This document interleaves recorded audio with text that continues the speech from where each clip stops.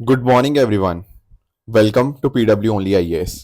दोस्तों, बात करें अगर हम द हिंदू के फ्रंट पेज की, तो यहाँ पर आप नोटिस कर पाओगे कि जो AKD हैं, यानी कि अनुर कुमार दिस्सनायके, ये यहाँ पर श्रीलंका के नए प्रेसिडेंट बनने जा रहे हैं।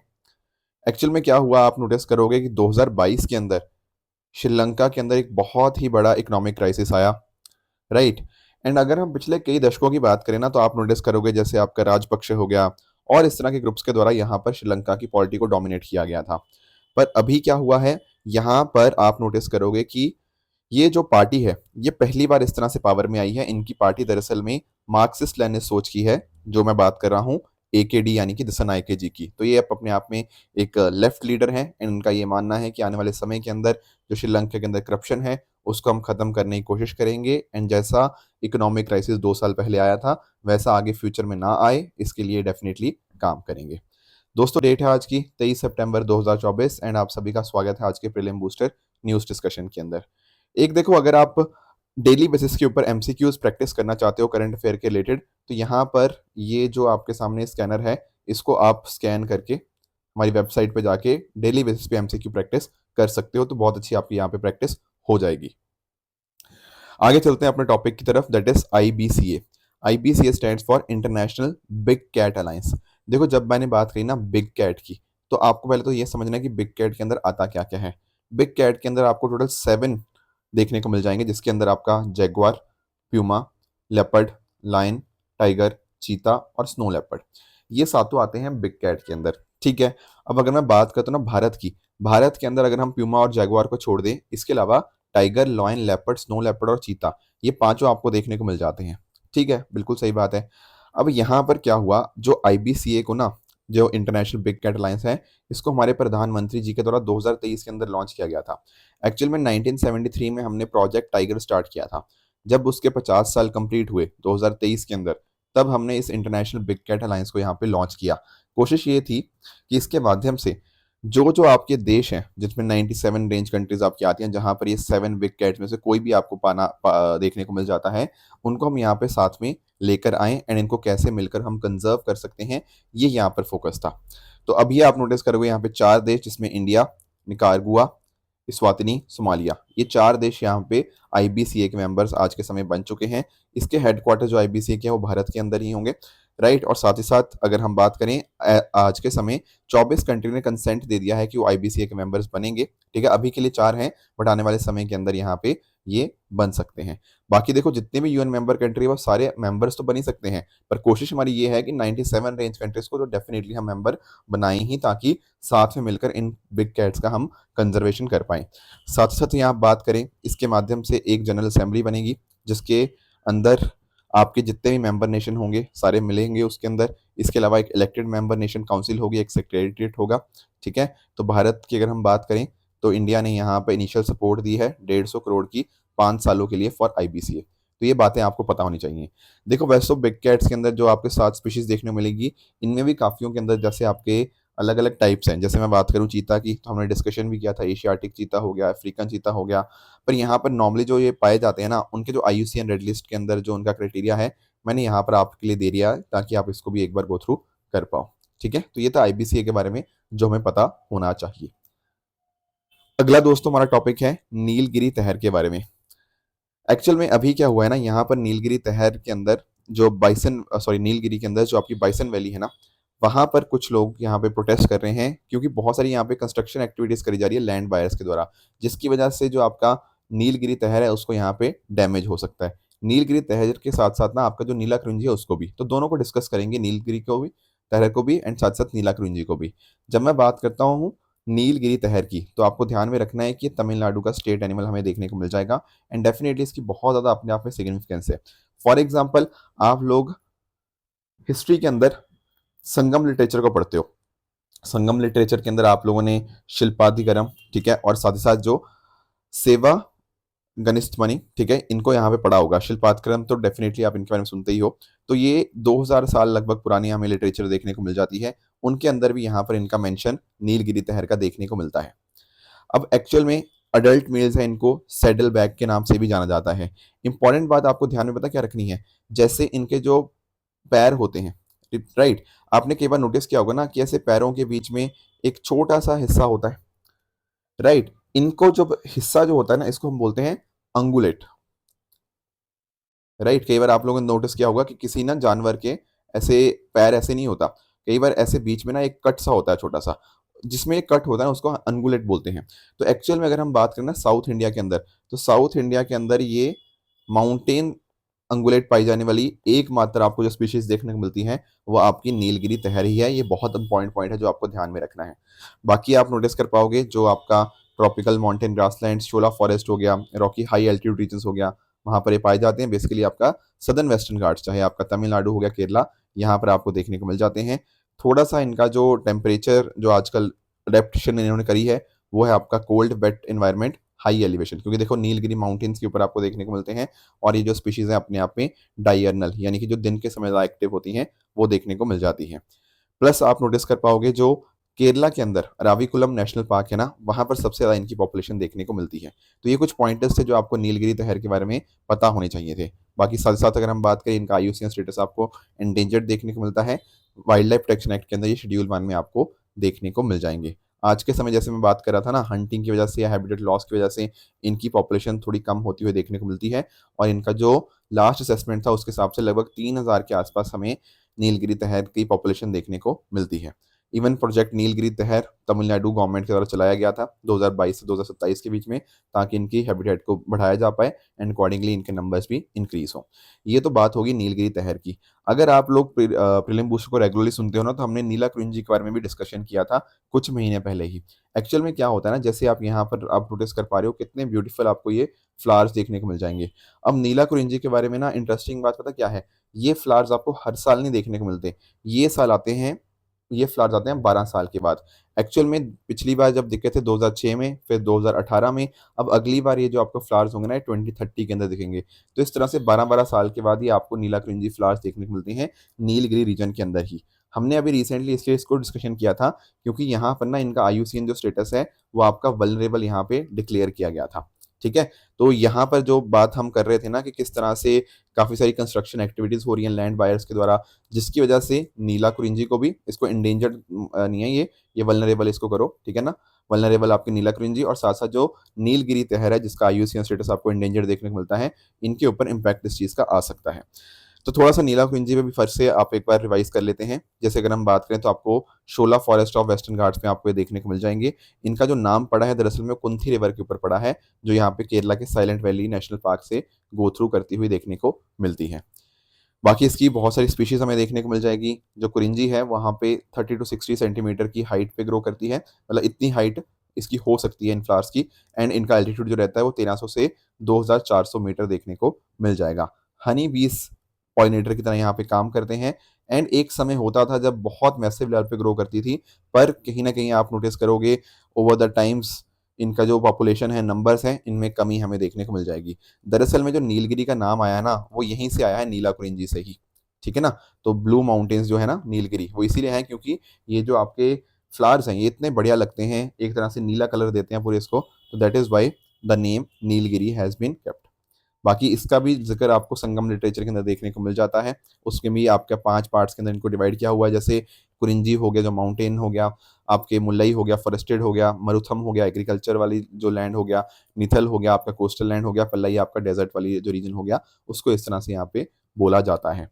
बाकी एक कम्युनिटी भी है पलियार ट्राइबल कम्युनिटी, जो यहाँ पे अकॉर्डिंगली इस पर्टिकुलर फ्लावर के बेसिस के ऊपर ना अपनी एज कैलकुलेट करती है। यानी कि जैसे मान लो एक बच्चे की एज देखनी है, या एक मान लो कि एक लड़का है, तो हमें इतना एक आइडिया हो जाएगा यार जब पिछली बार ये पैदा हुआ था ना, तो नीला कुरिंजी का सीजन था, अब फिर से नीला कुरिंजी का सीजन आ चुका है, तो लगभग इसकी उम्र 12 साल हो चुकी है। ठीक है। तो एस्टिमेट करने के लिए इसको यहाँ पे यूज किया जाता था। तो ये बात भी आपको यहाँ पे पता होनी चाहिए।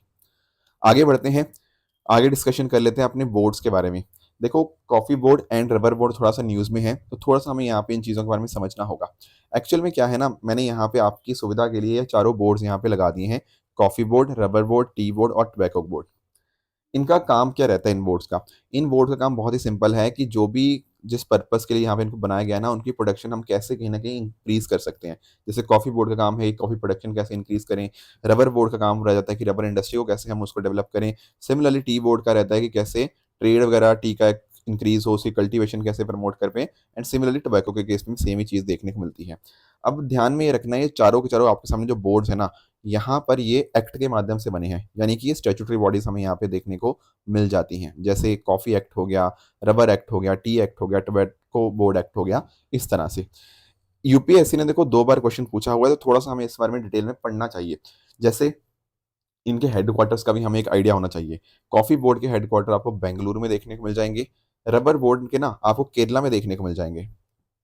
थोड़ा सा ना आप इन दोनों के कॉरस्पॉन्डिंग आइडिया यहाँ से भी लगा सकते हो कि देखो कॉफी के रिगार्डिंग ना जो मैक्सिमम प्रोडक्शन होती है भारत में, वो दरअसल में कर्नाटका से ही होती है।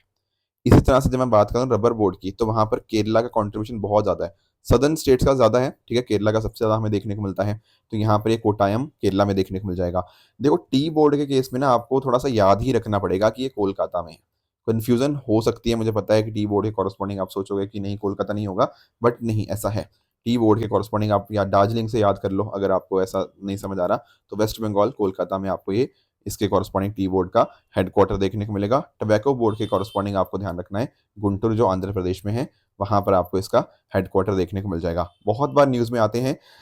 एक इंपॉर्टेंट बात और ध्यान में रखनी है, ये चारों के चारों बोर्ड मैंने जो आपको बताए, कॉफी, रबर, टी और टोबैको, आपको एक बात जो नोटिस करनी है वो ये है कि चारों बोर्ड्स जो आते हैं, they come under ministry of commerce and industry.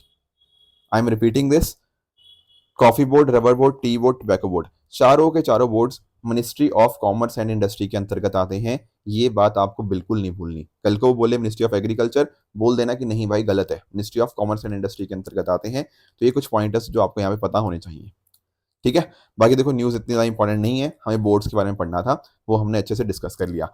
इसी तरह से ना पिछले हफ्ते एक ना न्यूज आई थी विद रिगार्ड्स टू जूट, वो भी जूट बोर्ड के रिगार्डिंग थी। एक्चुअल में क्या था कि जूट की ऐसी बात करी जा रही थी कि जूट की प्रोडक्शन शायद इस साल कम हो, कुछ कारणों की वजह से। तो थोड़ा सा समझते हैं कि आखिर जूट क्या होता है। देखो जूट को गोल्डन फाइबर का नाम भी दिया जाता है, और ये अपने आप में एक खरीफ क्रॉप है। इसको देखो पानी की जो जरूरत है काफी ज्यादा देखने को मिलती है, जैसे 150 से 250 सेंटीमीटर के बीच में। इसको जो टेम्परेचर चाहिए होता है ना, वो 25 से 35 डिग्री सेंटीग्रेड का यहाँ पे चाहिए होता है। प्लस अपने आप में ये आपका natural, renewable and biodegradable fibre आपका देखने को मिल जाता है। एंड इसको डिफरेंट डिफरेंट पर्पसेस के लिए यहाँ पे जूट का इस्तेमाल किया जाता है, जैसे आपके बैग्स हो गया, रोप्स हो गया, ठीक है ना, यान, कारपेट्स, इन सभी चीज़ों के अंदर जूट का यहाँ पे यूजेज हमें देखने को मिलता है। इंपॉर्टेंट बात है कि यहाँ पर आपको जो सॉइल चाहिए होती है वो आपको एलुवियल सॉइल चाहिए होती है, एंड काफ़ी फर्टाइल सॉइल होती है। और जूट के साथ ना जैसे जैसे आप उसकी प्रोडक्शन करते रहते हो, तो जो सॉइल की फर्टिलिटी है वो कम होती रहती है। ये बातें भी आपको यहाँ पे जूट के कॉरस्पॉन्डिंग पता होनी चाहिए। अब देखो दुनिया में अगर हम बात करें ना, तो भारत ही दरअसल में जूट का लार्जेस्ट आपको प्रोड्यूसर देखने को मिल जाता है। और भारत में अगर आप नोटिस करना चाहो तो वेस्ट बंगाल और असम, ये 2 मेजर जो स्टेट्स है ना, यही मेजर स्टेट्स इंडिया में जूट प्रोडक्शन करती हैं। बाकी और स्टेट्स भी हैं, बट ज़्यादातर जो प्रोडक्शन है वो यहीं से आपका देखने को मिलता है।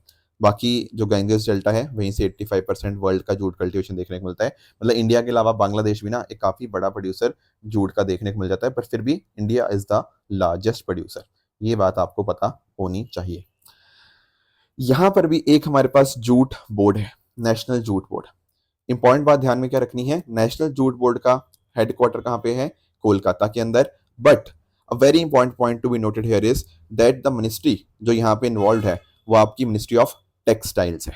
नहीं भूलना है इस बात को, ठीक है। ये चारों जो पड़े ना, कॉफी, रबर, टी और टोबैको, यहाँ पर ministry of commerce and industry थी, पर जब मैं बात कर दूंगा जूट की तो वो आ जाएगा मिनिस्ट्री ऑफ टेक्सटाइल के अंदर। एंड ये भी अपने आप में आपकी एक स्टैट्यूटरी बॉडी देखने को मिल जाती है। तो ये पॉइंटर्स थोड़े फैक्चुअल हैं, बट इंपॉर्टेंट है याद रखने के लिए। अगला दोस्तों हमारा टॉपिक है प्रधानमंत्री जनजातीय उन्नत ग्राम अभियान। देखो मैंने आप लोगों के साथ ना कई बार डिस्कशन किया है पीवीटीजीस के बारे में, राइट। पीवीटीजीस के लिए पिछले सालों के अंदर जो पीएम जनमन स्कीम थी उसको लॉन्च किया गया था, है ना। और फोकस उसका यही था कि कैसे क्लीन ड्रिंकिंग वाटर हो गया, हेल्थ हो गया, एजुकेशन हो गया, ये सब हम पीवीटीजीस तक पहुंचा पाए। ठीक बात है, पर्टिकुलरली वल्नरेबल ट्राइबल ग्रुप्स जो इंडिया में 75 नंबर में देखने को मिलते हैं, उनके लिए ये चीज़ करनी चाहिए, बिल्कुल सही बात है। बट साथ ही साथ हमारी जो कोशिश है ना कि इंडिया में जितने भी ट्राइब्स हैं, हम उनके भी स्तर को, जीवन के स्तर को हम उनको बढ़िया करें। तो यहाँ पर क्या है ना, कैबिनेट के द्वारा यहाँ पर एक स्कीम को अप्रूवल दिया गया है जिसका नाम है प्रधानमंत्री जनजातीय उन्नत ग्राम अभियान। यहाँ पर लगभग 80,000 करोड़ का यहाँ पे जो टोटल आउटले होगा, जिसमें सेंट्रल गवर्नमेंट का भी और स्टेट गवर्नमेंट का शेयर रहेगा, तो यानी कि अपने आप में ये सेंट्रल स्पॉन्सर स्कीम हमें यहाँ पे देखने को मिल जाती है। तो इसके माध्यम से होगा क्या, इसके माध्यम से होगा ये कि ट्राइबल कम्युनिटीज़ की कंडीशन को हम इंप्रूव करेंगे। उनको ये सारी जो अलग अलग फैसिलिटीज़ होती है ना, अच्छी एजुकेशन, अच्छी हेल्थ, अच्छा घर, अच्छा क्लीन ड्रिंकिंग वाटर, ये सब चीज़ें कहीं ना कहीं मिल पाए, ये यहाँ पे फोकस रहेगा। तो अभी के लिए लगभग 550 डिस्ट्रिक्ट्स को कवर करेगा, right, across 30 states and UTs. यहाँ पर अलग अलग मिनिस्ट्री रिस्पॉन्सिबल है एक्चुअल में। फॉर एग्जाम्पल आप नोटिस करोगे जैसे आप पक्के हाउसेस की बात करेंगे तो वो आ जाएगा प्रधानमंत्री आवास योजना के अंतर्गत। इसके अलावा जो क्लीन ड्रिंकिंग वाटर तो जल जीवन मिशन आ गया। उसके साथ साथ अगर हम बात करेंगे जैसे फॉर एग्जांपल ग्राम सड़क योजना हो गया, वो यहाँ पे इन तक प्रोवाइड करी जा पाए, मोबाइल कनेक्टिविटी दी जा पाए। इसके अलावा स्किल इंडिया मिशन हो गया, उसके माध्यम से यहाँ पे ट्रेनिंग दी जा पाए। तो इस तरह से हमने अलग अलग गोल्स बनाए हैं। पहला गोल तो यही है कि उनके लिए अच्छा इंफ्रास्ट्रक्चर डेवलप करें। दूसरा गोल ये है कि उनके इकोनॉमिक एम्पावरमेंट हो, वो कैसे होगी, स्किल डेवलपमेंट के माध्यम से, ठीक है, जहाँ पे 10th और 12th के बाद यहाँ पे लॉन्ग टर्म स्किल्स कोर्सेज के अंदर उनको एनरोल करवाया जा पाए। गोल 3 इसका रहेगा कि इस तरह से अच्छी एजुकेशन यहाँ पे प्रोवाइड की जा सकती है, जैसे आपका समग्र शिक्षा अभियान है, उसके माध्यम से हम चाहते हैं कि यहाँ पे एजुकेशन और एनरोलमेंट रेशियो जो है वो बढ़े। उसी तरह से चौथा गोल रहेगा हेल्थी लाइफ और डिग्निफाइड एजिंग के रिगार्डिंग। तो हम चाहेंगे कि IMR हो गया, MMR हो गया, इम्यूनिटी कवरेज हो गया, इनको हम यहाँ पे बेटर कर पाएँ।